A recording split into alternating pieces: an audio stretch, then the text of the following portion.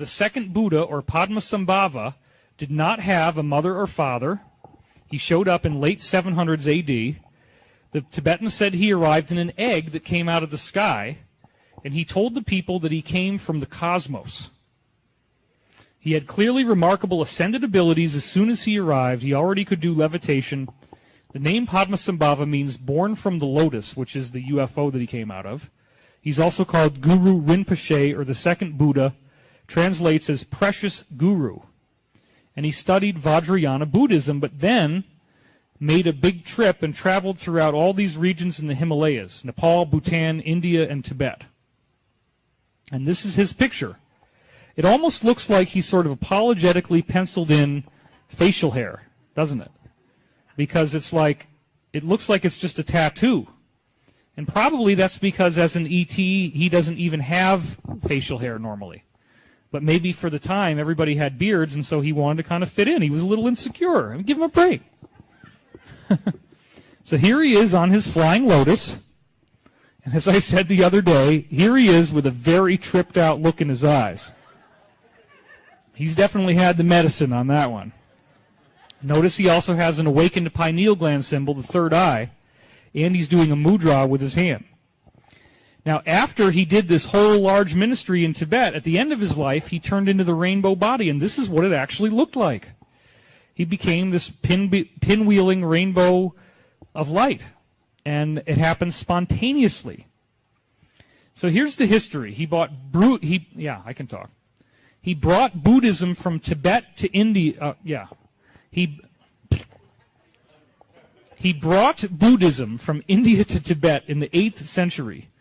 The indigenous religion in the Himalayas was the Bon, and he blended that with Buddhism, and that's what created Tibetan Buddhism.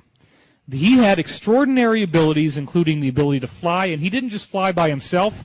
There are eyewitnesses during this time of history seeing whole crowds of people flying through the air like a flock of birds with Padmasambhava. He could levitate a whole group of people, and they're just flying around. And this was widely seen when he would travel. That's the way he was traveling. Telekinesis, he could move objects around with his mind very easily. Apports, he could manifest anything he wanted out of thin air. Just there it is in his hand. And he could telepathically talk to people in their mind. And he melded Buddhist teachings with the Bon.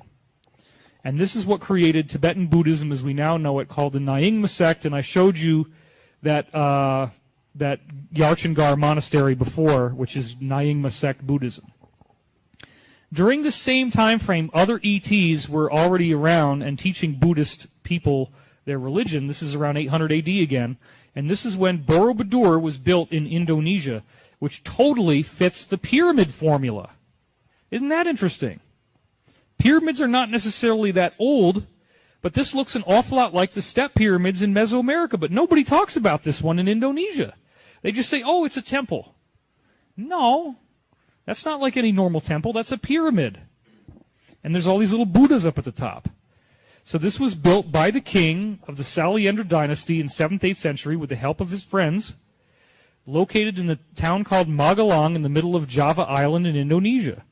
And it's built in 9 levels to symbolize the 9 yanas of Buddhist religion. And so there it is from the side. And in my Gaiam TV, I have a whole elaborate thing on this where I show you all the little Buddhas and what they all mean. But I don't have time to do all that now. We got to get through all this. So Padmasambhava ascended at the end of his life and turned into the rainbow body. And this was a great surprise and inspiration to the people who were around him at the time. And now we have 160,000 documented cases of people achieving light body thanks to these teachings of Nyingma Buddhism that he created. The central practice is called Dzogchen, and that is also known as Ati Yoga, or the Great Perfection. Okay, so I'm seeing defections. People are going to the bathroom. Is it bad enough that we should take 5 minutes to do that, and then we'll do the last 35 minutes, or do you want me to just go straight through? Okay, the majority has it. So sorry if people are like this. I can make it. I'm kind of on the edge, but I'll be fine. I'll just go over here for a minute. No Coke bottles today. Next time. All right, so Dzogchen is the same thing they were calling the mother light, the natural primordial state of being. That's what you have to get to if you want to be able to hit the rainbow body. All their teachings and meditations are aimed at achieving this condition. This is pure, all-encompassing primordial clarity, and you realize that that's the nature of all beings. This is a part of us that is timeless and has no form, and yet it is the defining nature of the universe. Although it has no form, it is capable of perceiving, experiencing, reflecting, and expressing all form. So this is a greater reality, and I talked in my other lectures about this new science that shows that space and time are the emanations of a geometric form that is outside of space and time as we know it, but it gives rise to all of the visible universe. And it does so, it gives rise to the universe without being affected by it in any ultimate permanent way. It's like a mirror that reflects with complete openness, but is not affected by its reflection. So that's a very interesting way of looking at the universe that, as I've said in other talks, our latest science is catching up to. So again, this is an actual eyewitness drawing of what Padmasambhava looked like when he hit rainbow body. You notice that you can still see the lapels on his clothing. So his body was disappearing before the clothes. In many of these cases, the clothes actually drop to the ground and there's no body left in them, but the clothes are still intact. Sometimes the clothes also disappear when it's a spontaneous case. And I want to be clear that sometimes Christians have done this too. If you really follow the teachings of Jesus, you will get to this level, because the whole core of the teaching, as I said, is, can every thought in your mind be a loving thought? Well, thankfully, Tibetan Buddhism has preserved a much more intact version of how to do this than any other religion, and that's why people are still ascending even recently. And it's called Trekcho. This is where you recognize that the universe is a mirror, and they want you to meditate on the mirror as a very important principle. Now, this is also something that the Law of One recommends. Everything around you is a mirror. That means that when you look at someone else, you're looking at your own face. Now, trip out on that one for a minute. If we do that, if we see everyone as our mirror, then how could you be angry at anyone else unless you're angry at yourself? And if that's true, then you need therapy. Like me. I need therapy. I got angry today. But it's all due course. So I'm learning. We're all learning. You see that the cosmos is your mirror, that this is all hologram, and that there's an original identity that made the cosmos, and it's available to you in the purity of each moment. If you go into the love of the moment and you feel that clarity and purity, then boom, you're in there.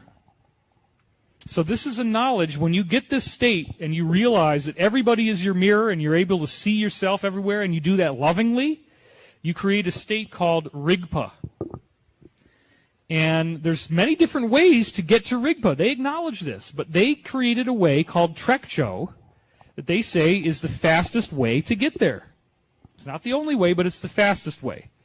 And Trekcho is often, the analogy that's used is of the knife, recognizing and cutting through tension and rigidity. So while you're meditating, what you want to do is visualize a knife or a sword, and you're cutting the cords. These meditators, what they're doing all day, okay, just to be clear, they're in a cave, they're blissing out, they're meditating, they're breathing deeply, and they are constantly cutting the cords. They're looking at all the memories of things that were not loving, all the obligations that people tried to lay on them. You owe me, I blame you, you are guilty, and you just cut the cords, cut the cords, cut the cords, go back to love. Realize that everything happens for a reason, and as long as, once you've balanced your karma through forgiving others and forgiving yourself, there's nothing left, there's no cords. People try to lay their cords on you, and you just gently cut them. And so that's what they're doing all the time. And my readings often use that analogy of the hot air balloon, where they say you want to cut the cords that are weighing the balloon down. And once you cut enough of them, the balloon starts to rise. You also, of course, master the art of contemplation and visualization. And they have a specific mandala that I'm going to show you in the next slide that they use for their visualization. The meditation is done in a state of unity consciousness. So again, the mirror is very important, seeing the whole world as your mirror. meditate on unity consciousness, and then they're also toning. And the sound they tone is ah. Just like we've heard in other cultures. Amen in Christianity, Aum in Buddhism, or in Hinduism rather. And in Tibetan Buddhism it's ah, but it's the same basic idea. That's the character that is in Sanskrit for the letter ah, and you're actually supposed to visualize that character. It's a complex little symbol to memorize. There's a lot of interesting little things going on in that symbol. Now, does this mean that if you don't do this, you're not going to ascend? No. In the Law of One, they say that the ability to steadily hold a visual image in the mind through all these different layers of meditation is what ultimately allows you to create your energy body in any realm of the universe that you want. The ability to hold a steady image in your mind is very important in meditation, because that's what ultimately allows you to construct yourself anywhere in the universe, because you're accessing the universe now as pure information. And they also recommend that as you see this character ah, that you envision a rainbow of light around it, because it's activating your rainbow body. So it's activating all the colors of the rainbow spectrum. So the Trekcho practice involves purifying yourself of anything that obscures you from seeing the light of the universe.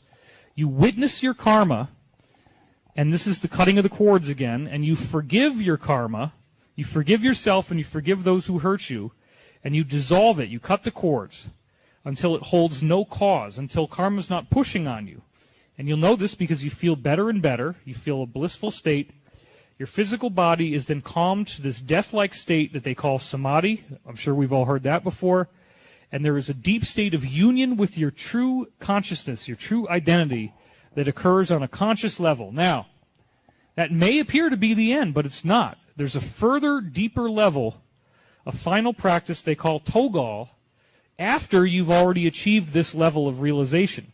And at this level, you actually become the universe. Rather than just observing the universe and seeing that you are the universe, you become the universe. And at that point, you finish the job and your body dissolves back into the universe. You clear all blockages, all karma, and all thoughts. And that's very interesting. One of the really cool things, I have a friend who's very into Tibetan Buddhism. All the Nyingma sect people are coming to the U.S. They come to California sometimes. And there was a seminar 2 years ago where the Buddhist monks who are actually achieving rainbow body gave us a new level of the teaching that had been secret up until then. And they said, in order to reach the rainbow body, you must transcend hope and transcend fear. Now, transcend fear, okay, I'll buy that. But transcend hope? Just before I give you the answer, think for a minute, why would they say transcend hope? Okay, what do you think? Yeah, you're letting go. And what were you going to say? Hope is also balanced with doubt. So you're letting go of doubt. You're both correct. And yeah.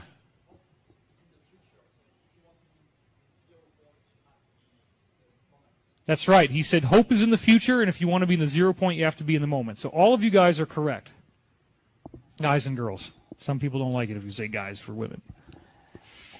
Transcending hope means that you don't have to hope because you know what is. Hope implies, oh, I hope things are going to be this way, but they're really not because it sucks. So no, it doesn't suck. It's all good. The universe is perfectly balanced. Everything is fine. You're fine. It's all okay. You don't need to hope that it's going to be better. And in the Law of One, they explain that the highest teaching that gets you to rainbow body is when you embrace the sacramental nature of all things. And that is done by observing the universe and observing everything that's happening the way that it is and being okay with it the way that it is, which is very difficult. Because you can look at things that are happening now or things that have happened, you can say, well, that's an atrocity, that's a disaster, that's terrible. But it's all part of a sacred continuum to awaken us, and we will all awaken. We will all get the message. Nobody is left behind. Everybody makes it. It's just a question of when. And the ETs are just here to try to speed up the process of how soon it is before we make it. So you want to clear thoughts, because thoughts are actually creating a separate identity. And pure awareness is without time and it's without space. It has no form and it has no beginning or ending. It's just now. So you can step into that now, and it's very, very blissful, but you're not thinking, and you don't have to hope, and you don't have to fear. So let me point out the fear thing, because this is another really, really important one. If you are on the highest level Ascension class right now, if you're a graduate student of Ascension, then guess what? You're probably on the class of, we don't want you to ever be afraid of anything. But how does your higher self get you there? It scares the living piss out of you. You can see I'm focusing on piss right now. But that's what happens when you do 3 hours and you only take one break at the beginning. So it scares you. The universe is deliberately going to manifest fear so that you will not be afraid of the things that used to scare you. So you get the same stuff. This is a great line in the Law of One that totally relates to Tibetan Buddhism, where they say, catalyst, which is something that upsets you, basically. Catalyst is what causes growth. Catalyst will repeat until it is no longer useful. Catalyst will repeat until it is no longer useful. Well, shit, I ought to find out what useful means, right? That's the next thing. What does useful mean? How is it useful? And then they say this. Any experience that changes the state of your consciousness is a useful experience.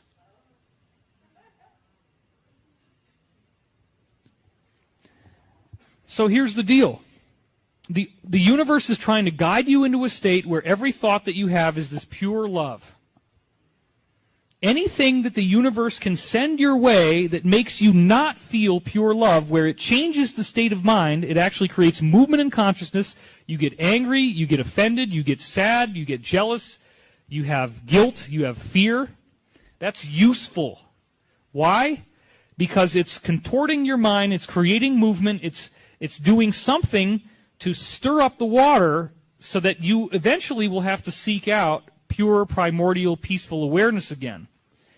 By disrupting it, it actually enhances your quest for it, right?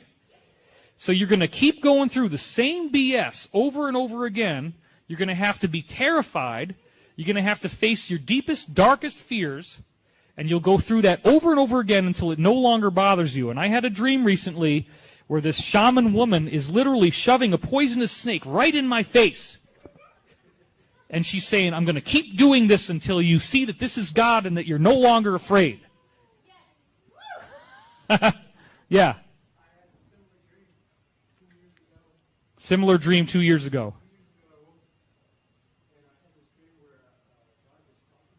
Uh-huh. Okay, God was talking to you when you had a demon.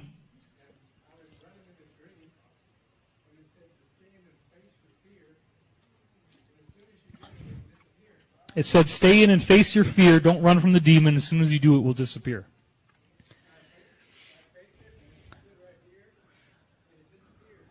He faced it. It stood right in front of him, and it disappeared.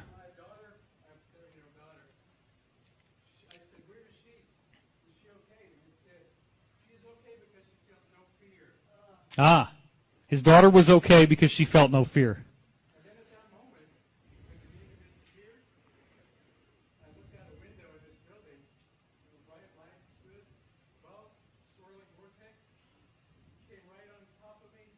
Mm.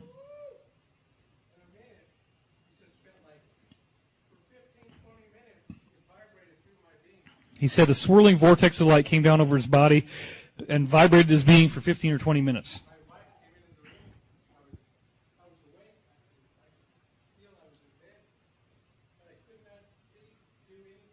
Mm.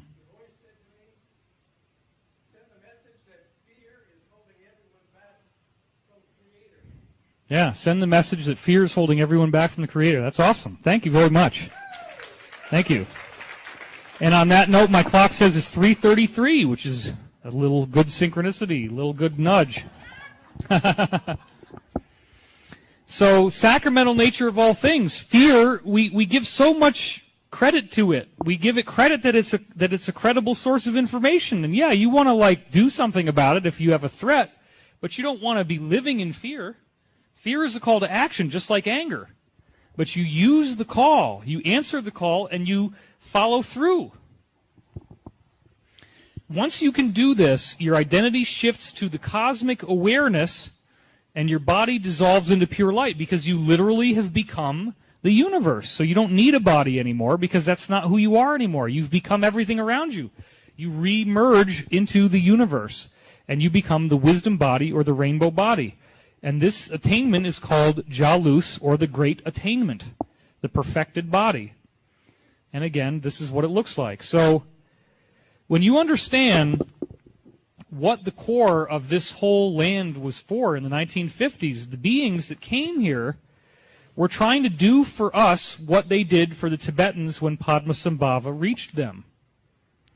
They were trying to give us this knowledge. They're trying to teach us about this transformative event that's going to happen on Earth that apparently is something that will happen to all of us if we're ready for it, and if we're not ready for it, then we end up being moved to another planet.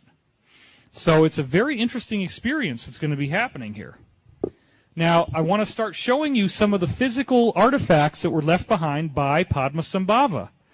In the Asura cave, he actually reached his final enlightenment. This is when he started to develop all the most powerful magical skills. And you can still go to the cave in Pharping, Nepal, 2 hours by bus in a dangling bus ride from Kathmandu to get there, but it is worth it. It's a holy site of pilgrimage also for the Hindus, and they have the Dakshin Kali temple there. And Padmasambhava has left behind handprints, footprints, and manifested images in rock that you can actually go see. You can actually go on vacation and see it. So this is what it looks like when you're in the area. This is the stairwell that you walk up to get to the Ashura cave. This is what it looks like when you get to the top of the stairs looking out. This is the final stairwell. There's these prayer wheels. You can spin them as you go up, and those are the mandalas that he was chanting. Now you go through this little crevice. There's regular rock on one side, a wall on the other. Now you're almost there. You go into the square, and you see this little temple. That's the Hindu side.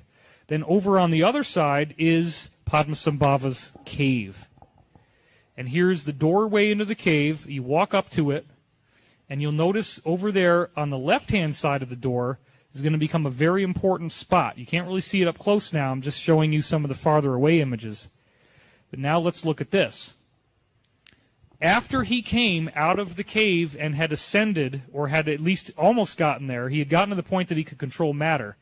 He mushed his handprint into the stone. And many people now put their hand on the handprint, and that's why it's got all that black around it. That's all the grease from people's hands. But look at it up close, and let's count the fingers, and you might start to notice something a little strange here. There's 6 fingers on that hand. Very obviously, undeniably, a 6-fingered hand. Just like those panels on what? The Roswell crash that I showed you. Isn't that interesting? It's the same people. That's why he had to pencil in that weird little mustache to fit in with the natives. That's why he had those big weird eyes.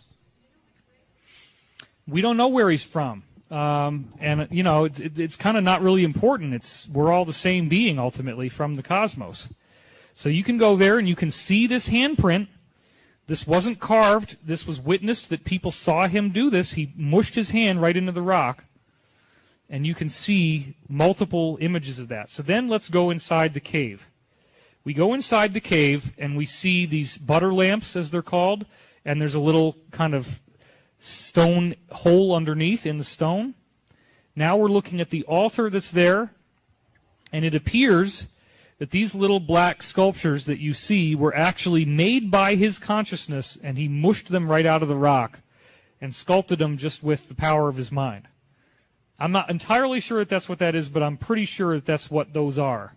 Those are actually manifestations from the rock. This is another one. Notice the shape, and that should look familiar to you now, because this is where he actually carved the image of the Ah into the stone with the power of his consciousness. And if you're lucky enough to go there, then they'll actually do you the kind favor of whapping you in the head with paper. Just to sort of wake you. No, I mean, it's just a blessing that they give you. I'm just being silly. I don't think it hurts.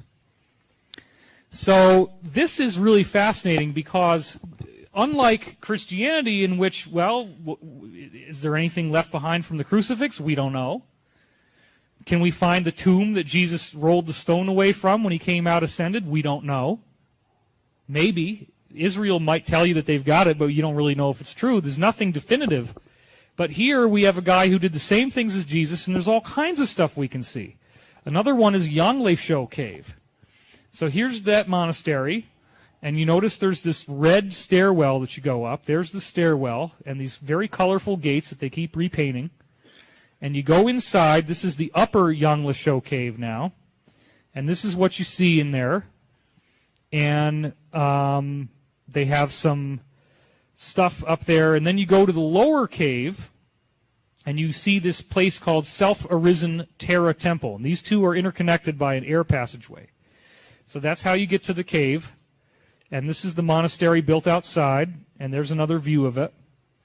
So you walk up, and you go to this temple, and then you go inside, and they have a donation box, and there's a guy in there working.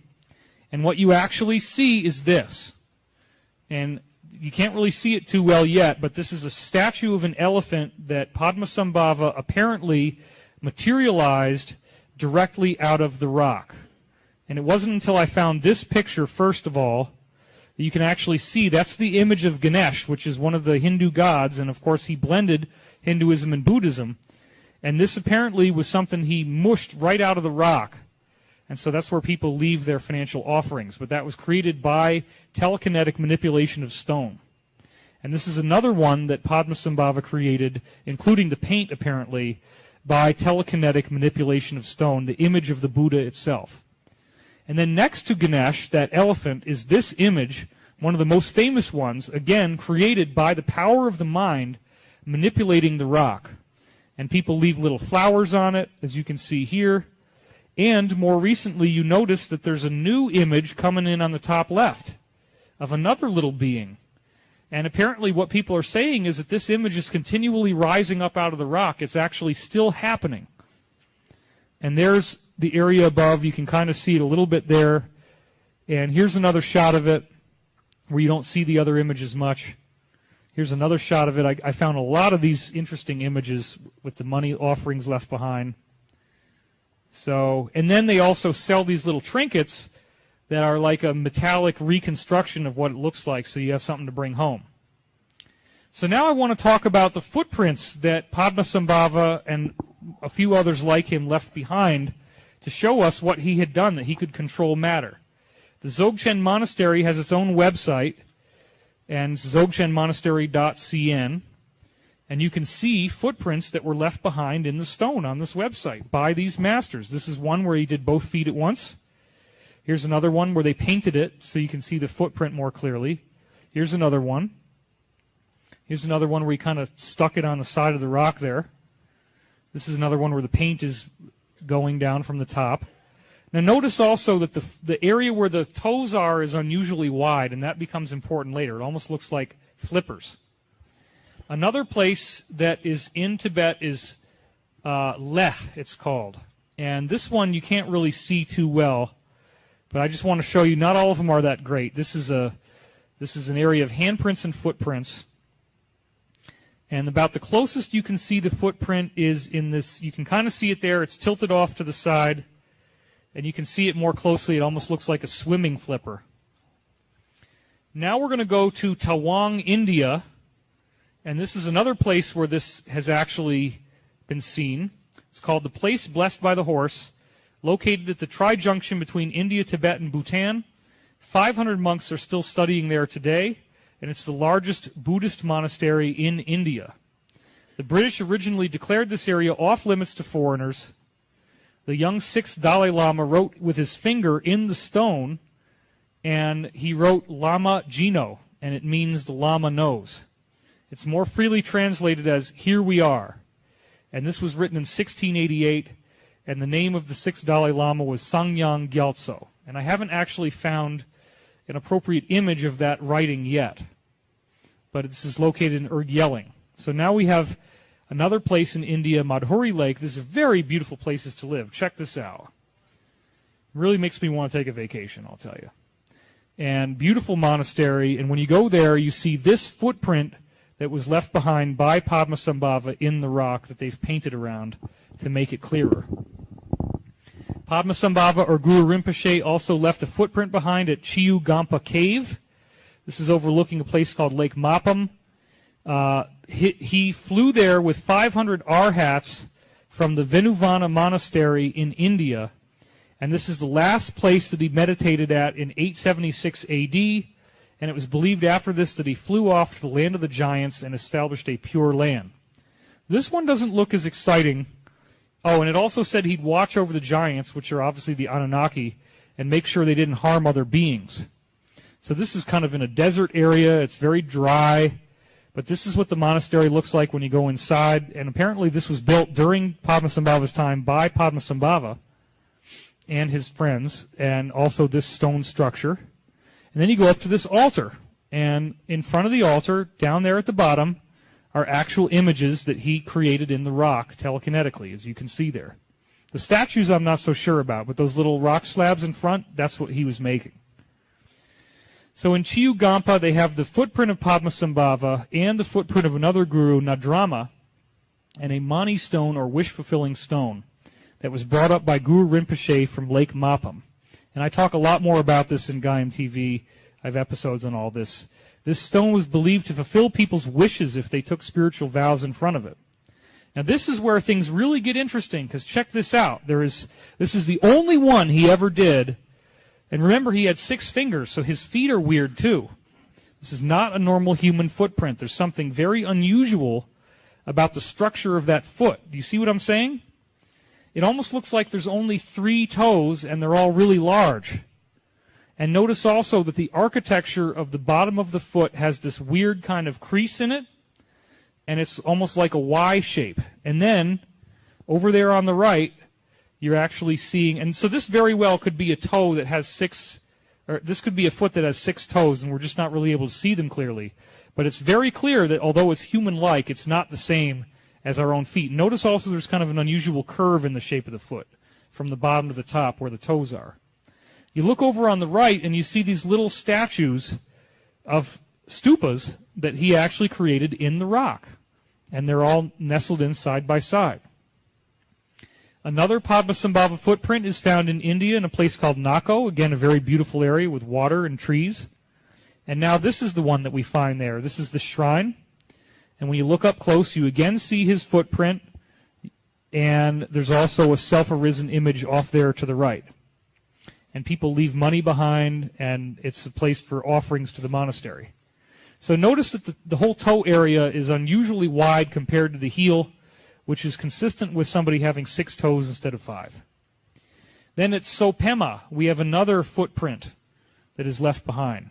So means lake, and Pema means the lotus. So it's Lotus Lake. Now this is where Padmasambhava found his wife at the end of his life. She was the daughter of the king, and Padmasambhava, she was very interested in his spiritual teaching, so he taught her what he knew, and she started to develop magic powers as well. The king got very upset by this and ordered him to be burnt alive. And the legend has it that after an entire week of him being in flames, that he emerged completely alive, and he looked younger. Now he looked like a 16-year-old young man. And he popped out from a lotus, which is some kind of manifestation that he created with his mind. The king was then very sorry, said, "Wow, you really are the real thing. Go ahead and marry my daughter." And the daughter was named Yeshi Tsogyal, and this is the actual lake where all this happened. You can still visit it today. It's still there. Very interesting. And then you can go up and see, as it says here, Guru Padmasambhava's footprint. So you walk in there, you see these butter lamps. They burn the butter with a wick in it. And then this is the footprint. This is probably the best looking one out of all of them. And they put gold paint around it. You notice on the right there, you also see a mandala that he mushed into the rock. This is a pretty darn good picture of it. And this one's even better, really nice and sharp. You can see the mandala. You can see the footprint. He just mushes it right in like a cookie cutter. And here's a close-up of the footprint. And this is what it looks like as you walk outside. Then we go to another place now in Nepal called Muktanath. Again, beautiful mountains, wonderful scenery, beautiful place to visit. It is kind of like a desert climate again. And then right here in Muktanath, he actually put 2 feet down at the same time, and you have 2 of Padmasambhava's footprints. So he's kind of like leaving us a trail of clues of all these places that he went. The next one is in Bhutan, which is also in that same area around Tibet, called Taksang. And Taksang is where Padmasambhava meditated for 3 years, 3 months, 3 weeks, 3 days, and 3 hours. The 333 concept comes up again. And it's the best known out of 13 Taksang or tiger lair caves in which he meditated. And this was a monastery that was built there in 1692 by Gyaltse Tenzin Rabje, and it's become the cultural icon of Bhutan. This is one of the most incredibly beautiful monasteries in the whole world. There's a festival in March or April you can go to, but check this out. I mean, if you haven't ever seen it before, it's like, wow. It's built into the side of the mountain. Movies have sometimes showed it. There's these beautiful trees around, and it's called the Tiger's Lair. So Yeshit Tsogyal, the former wife of the emperor, or the daughter of the emperor, rather, that's a misprint, former daughter of the emperor, became a disciple of his in Tibet. She transformed herself, the story goes, into a tigress. She became able to shapeshift, and they flew together from Tibet to Taksang. So they traveled here by air. And this was a place consecrated to tame the tiger demon. They were trying to work out their anger, so they probably fought a lot in this cave. And he performed meditation and emerged in 8 incarnated forms or manifestations. Now, this apparently is real. If you can get a look at that, that's amazing. Somebody climbed up the side of this mountain and did this incredible amount of carving into this very precarious shard of rock up there in that same area. That is really trippy. So here's the monastery from the ground looking up. You can see it's just built right into the side of the mountain. Here's another view of it. And again, you can see all these and more on Gaiam TV. I did a whole series of episodes on this. And it's just spectacularly beautiful place to go. In fact, we may use this location in my film, but I probably shouldn't say too much more about it. But it's a beautiful, beautiful place. And that's another painting of Padmasambhava you can see there. So then we have someone who is believed to be the reincarnation of Padmasambhava, who came along later and was at that same monastery, Tenzin Rabje. He was believed to be his reincarnation, and that monastery you just saw was built by him in 1692. And he was seen inside and outside the cave at the same time, so that means he was bilocating. He could be in more than one place simultaneously. He was able to feed everyone who showed up, even if they had a small quantity of food. He could multiply the food with some sort of telekinesis. Despite that crazy, precarious trail to get up there, no one ever got injured going there. And he also could create a light show and project forms of animals and religious symbols in the sky for the people that visited. He also showed them a shower of flowers that would manifest in the air and vanish before they hit the earth. And again, why wouldn't this be real? If so many people witnessed this, and this is something that was really happening at this beautiful location, then why wouldn't it be true? Why would people all lie about something like this? And there's also some temples up there that you can meditate in, like this little place. There's very beautiful mountain view around it, as you can see here. And check out what it looks like when it's wintertime. Unbelievable. Snow-capped mountains. It's just gorgeous.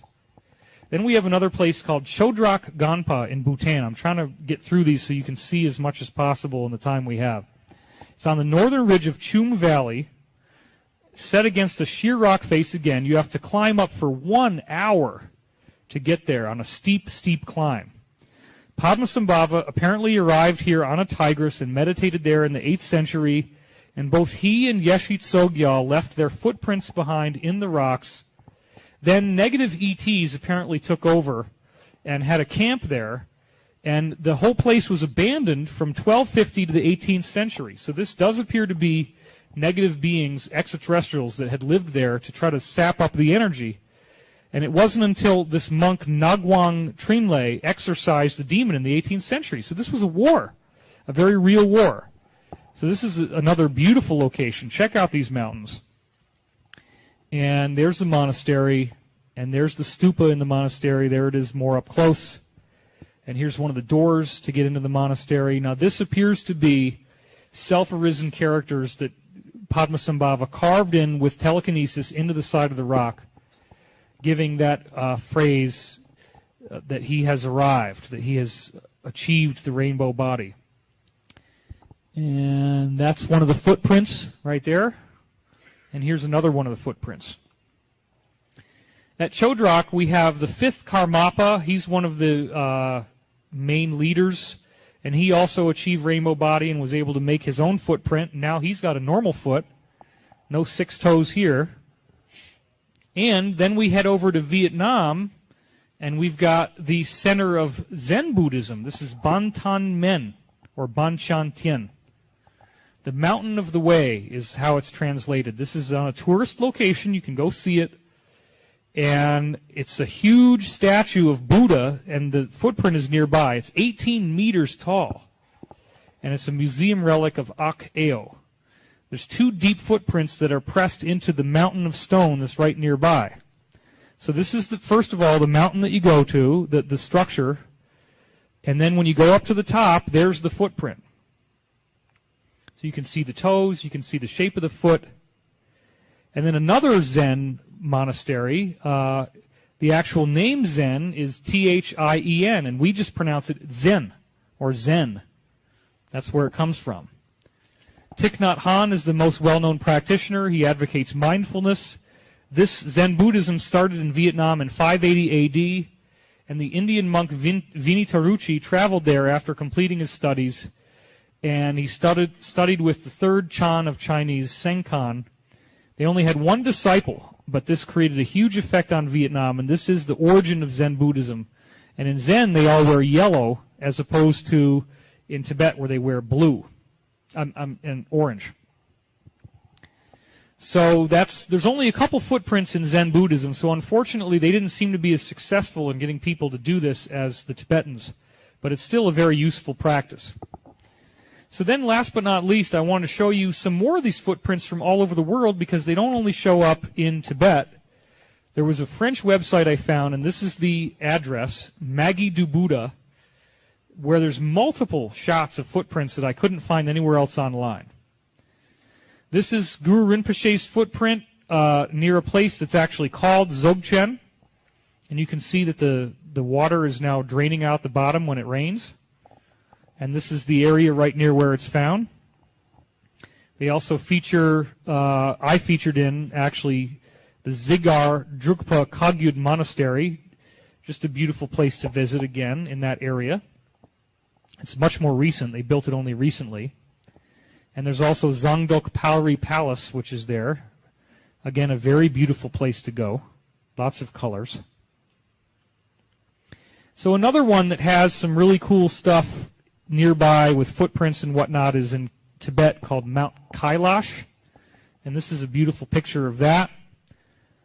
And I'd love to go there. I mean, it looks a lot like Banff to me. There's a place in Banff that I visit that's like that. Lake Louise looks a lot like that. If you've ever been there, it's wonderful. There's a 24-hour webcam around that mountain? Well, I didn't know that. So, so the footprints of Padmasambhava and Yeshe Tsogyal are at that mountain, right near there. There's a temple you can go to, and this is what they look like. They've been touched by many, many people, and the hands have worn it down. It's kind of polished the stone. But they both left their footprints side by side. Another place is Yupeng, and this is actually, really don't have time to go through all this stuff because I don't want to get yanked off stage here. But these are 2 Tibetan towns that you can only get in by a donkey. They've only had electricity since last year, or 2013 thereabouts. This is a beautiful place, one of the best places to go apparently in Tibet. The mountains are just insane, as you can see here. And you'd be sleeping in this wonderful little wooden cabin. You can smell the wood. It's gorgeous. And when you're there, one of the things you get to see is the Pima Wangyal footprint, which is right here. And we also see this other footprint in Tibet called Lama Dorje Tsangwa. And there's that one. And we can get a closer look at it. We also have the footprint of Milarepa. And that's been painted gold. We also have the footprint of Jingten Sumgon at Drikung Gongpa. Another one. So then worldwide, we have them in France, and they're not actually that amazing, but there's one in France. You can kind of see it. One of the Catholic saints, Saint Dizier, created a footprint right here. There's a footprint in Normandy, and because they didn't know any better, they said it must have been made by the devil. So there's that Normandy footprint. Or in Turkey, they say, well, it must have been Satan. But it's a large foot. This is one of the giants, so they put all their money in there. In Ireland, we have the footprints of St. Patrick. Again, these people, once you become a saint, you realize you can do this. You can control matter. I can't really see that footprint very well, but apparently it's there, where his hand is. That's the discoloration. In Scotland, there's one called the footprint of Dunod. Again, it's a saint. That one's pretty darn clear. And even at Tinchingel Castle, you have King Arthur. Apparently King Arthur did it and left his footprint behind. If you go to Israel and Damascus, or Syria rather, you can find the footprint of Moses. Here it is. And at the Chapel of the Holy Sepulchre in Jerusalem, you have the footprint of Christ. This is believed to have actually been made by Jesus. But it actually is a little harder to see than a lot of the other ones. You can only kind of really see the one on the left. Another alleged footprint of Jesus is at the Chapel of the Ascension in Jerusalem. And you can kind of see it there. It's that discoloration, a little bit of divot in the rock over there on the left. The Sikh saint, Guru Nanak, created his handprint in the rock right here. Chingpu Kamiyama is another one of the Tibetans, and you actually can see the treads on his shoe in the footprint. And we also have Tulshuk Lingpa at the Sinan Monastery in India, another great footprint. And here's a guy standing above the footprint. And last but not least, we have these two other handprints from Tibetan Buddhism. This is one where you can see the fingertips were pushed into the rock more than the rest of the hand. And this is a woman who actually pushed her whole hand into the stone as well. So here's a book that I highly recommend you get for further research. It's cheap. There's lots of them out there. I got it online for like $1, but it's really good. If you get past the beginning, the first 20 or 30 pages are kind of introduction.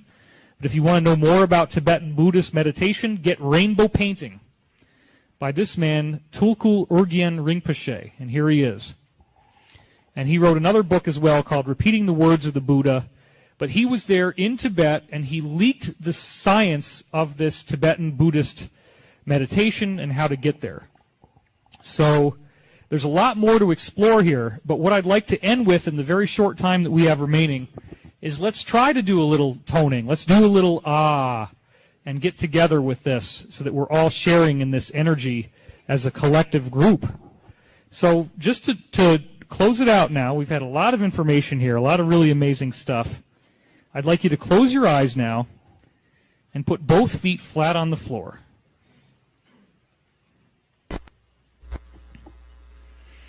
Take a nice deep breath. And just let yourself relax.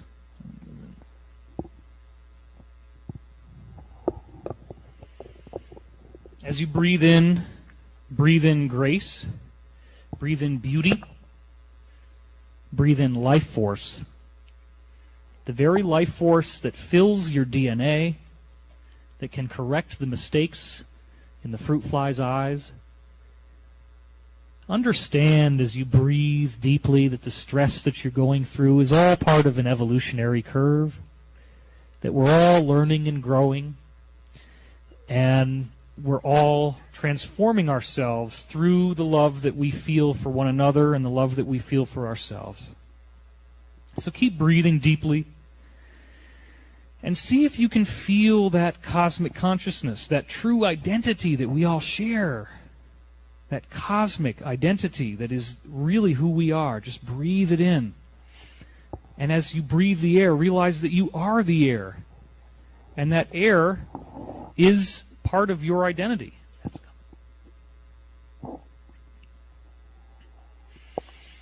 You'll notice that you feel light. You feel more and more alive. You're feeling a great blessing, a great wave of love.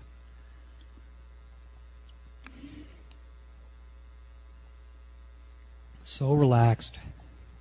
So much at peace now. Just letting yourself breathe.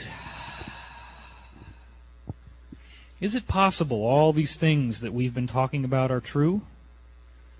Is it possible that the rainbow body that happened in Tibet and all those footprints and handprints left behind is something that we will end up doing ourselves? Maybe so. And we know that this apparently is a natural evolutionary leap that we make as human beings. And we know that to get there, that we embrace the true nature of who we are as the universe.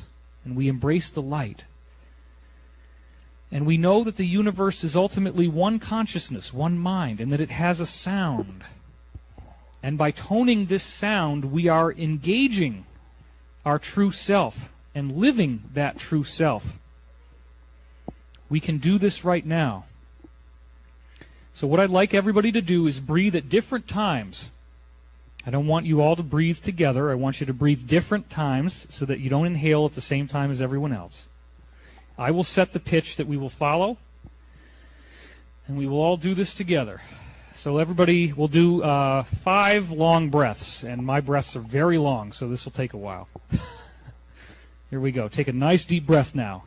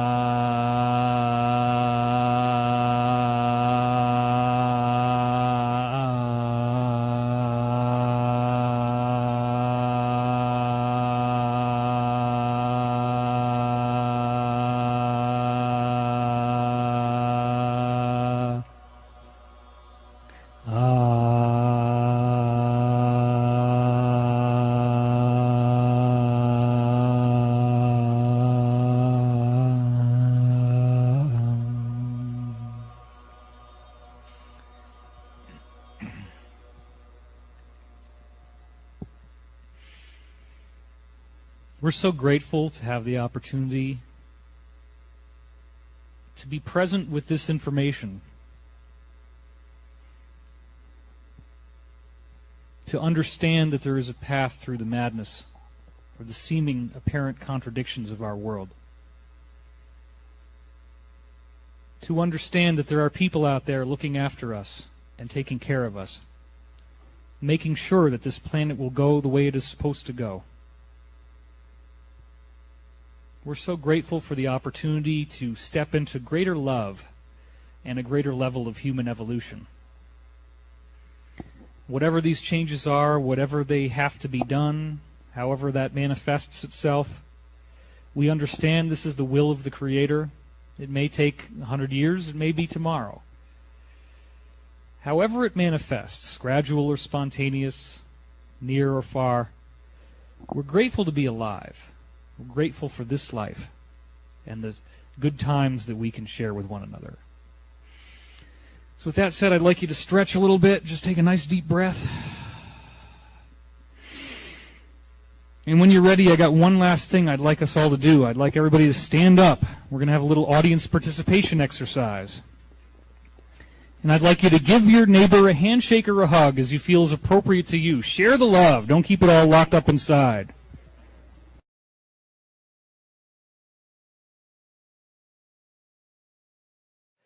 The book starts out with a very interesting discussion about hypnosis.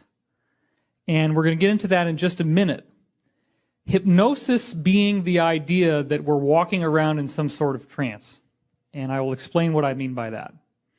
The trance that we're walking around in is what we call reality. Because ultimately, the idea of the source field is a very unique concept. It's the idea that space, time, matter, energy, biology is all being created by a universal consciousness. And that universal consciousness appears to have loving energy as its main attribute, as its main descriptor that we could use. So I propose that if this is the essence of the universe, if the universe is conscious, and everything in the universe is consciousness, then somehow the part of us that is the conscious mind must be only a small portion of what consciousness really is. And therefore, somehow we have been shielded from the truth. We've been shielded from the reality of who and what we really are. And so in a sense, it's as if we're walking around in a trance, a hypnotic trance. Now, of course, the classic hypnotist would swing a watch back and forth in order to induce hypnotic trance. But in the 1960s, they had it pretty much figured out. If you want to get somebody in a trance, let's say you're a guy and you're trying to hook up with a woman, you're trying to have sex, you use a cigar. It's a classic method. You smoke the cigar and you blow the smoke right in her face. And as it says here, blow in her face and she'll follow you anywhere. More doctors smoke Camels than any other cigarette. And Santa Claus at some point graduated from pipe smoking up to cigarettes. So the next time it's Christmas morning and the kids are like, "Mommy, Daddy, what's that smell?" "Oh, that's just Santa Claus. He's puffing away while he's filling up your chimney. Don't worry about it. Filling up your stocking. No big deal. It's just Santa." So let's face it, you could get hit by a bus tomorrow, so go on, have a fag. That's what they used to call it, honestly, These advertisements that I showed you are advertisements that are intended to manipulate public opinion. They're actually hypnotic inductions. We have been given so many programs to think a certain way, to feel a certain way, to behave a certain way, and the advertisements just drill that into our head over and over again. And those advertisements are but a subset of a much greater hypnosis that is what we would consider common thinking. What do people think reality is? What's commonly accepted? What's considered common knowledge? Some people seem to be able to have telepathy, even telekinesis, very unusual, profound abilities. And the question keeps coming up, why do some people have this ability and others do not? And what is the source field? How do we access it? So over the course of this weekend, we're going to be answering that. And I touch on those questions in the book as well. One of the first real exposures that the mainstream had to hypnosis was the work of Dr. Cleve Baxter. Now, Dr. Cleve Baxter actually was working for the military and researching hypnosis on the side. And in the course of his research into hypnotic trance states, he actually took a very aggressive move. He hypnotized the secretary of the commanding general of the Counterintelligence Corps in December 1947. Now imagine this. He walks into her office. There were very few books to read on hypnosis back then. So he had just read everything he could on the subject. He'd already had success with this in college, but then he went on after college to go into the military as a result of Pearl Harbor. So as a result of his interest in hypnosis and having seen it work before, many times before, He actually got this secretary to take a highly classified document out of a folder and give it to him while she was under hypnosis. And then she comes out of hypnosis after he'd hidden the document away. And she had absolutely no memory of having taken the document. And she knew that he'd hypnotized him, but he had told her under hypnosis, you will not be able to remember giving me this document at all. And there's some part of our mind that just obeys the command. If you're given a command while you're under hypnosis, this part of you just very blindly obeys. So obviously he was afraid that he could get a court-martial for this, but he wanted to impress upon the military the importance of hypnosis in terms of how it could be used for intelligence purposes, including extracting information from personnel without